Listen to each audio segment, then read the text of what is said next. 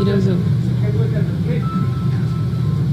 రామోజీరావు గారు పెద్ద ఆయన లేరు అని మాట వినంగానే చాలా బాధేస్తుంది. ఎందుకంటే మా కుటుంబంలో ఒక పెద్ద దిక్కు, ఎప్పుడైనా ఇక్కడికి వచ్చినప్పుడు ఎంతో ఆప్యాయతగా పలకరించే పెద్ద ఆయన ఈరోజు మా కళ్ళ ముందు లేడంటే కూడా చాలా బాధేస్తుంది. దేశవ్యాప్తంగా గుర్తింపు పొందిన వ్యక్తి రామోజీరావు గారు.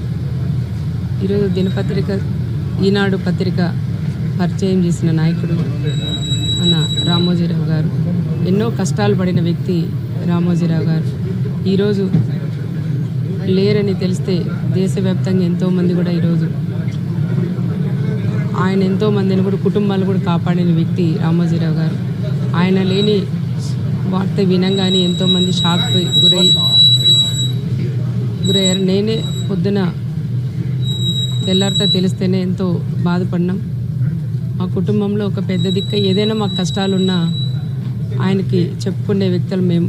మా ఆయన పరిటాల రవి గారు ఉన్నప్పటి నుంచి ఆయన పోయిన తర్వాత కూడా చాలాసార్లు కలిసాం.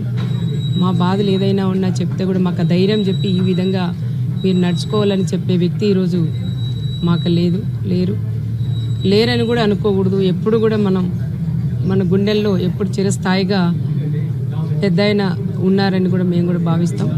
తప్పకుండా ఆయన ఆశయాలు ఏవైతే ఉన్నాయో అవన్నీ కుటుంబ సభ్యులు కూడా అవి కొనసాగించాలని ప్రత్యేకంగా అందరినీ కూడా నేను కోరుకుంటూ ఎందుకంటే ఈ రెండు తెలుగు రాష్ట్రాల్లోనూ ప్లస్ భారతదేశంలో ఏ నలుమూలలో ఎక్కడ అన్యాయం జరిగినా గొంతెత్తి మాట్లాడగలిగింది రామోజీరావు గారి ద్వారా పెట్టిన ఈటీవీ సంస్థ ద్వారా ఆ మాటలు మాట్లాడగలిగారు. ఈరోజు ఎవరైనా ఎక్కడైనా తప్పు జరిగితే మాట్లాడడానికి ధైర్యం ఉండాలి. ఆ ధైర్యాన్ని పుష్కలంగా పెట్టుకొని కొన్ని ఏళ్ల నుంచి ప్రజల పక్షాన నిలబడి గొంతెత్తిన వ్యక్తి రామోజీరావు గారు.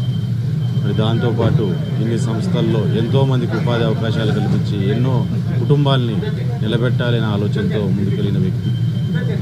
ఆయన ఎంతో అభ్యుదయ భావాలతో ఆలోచనలతోనే ముందుకెళ్ళిన వ్యక్తి. సమాజం బాగుండాలని పాటుపడిన వ్యక్తి.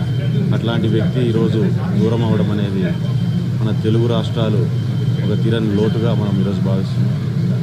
ఖచ్చితంగా ఆయన ఎక్కడున్నా ఆయన మంచి ఆలోచనలు ప్రజల్లోనూ రానున్న తరాల్లో కూడా అదే రకంగానే ముందుకెళ్తాయని, నేను ఒక ఇన్స్పిరేషన్లానే రాబోయే తరాలన్నీ తీసుకొని ఒక మంచి సమాజ స్థాపనలో ఖచ్చితంగా వాళ్ళంతా కూడా ఇతను ఇన్స్పిరేషన్గా పెట్టుకోగలుగుతారు రామోజీరావు గారిని నేను ఆశిస్తున్నాను. ఖచ్చితంగా ఈయన లోటును మాత్రం తీర్చలేని పరిస్థితి అనేది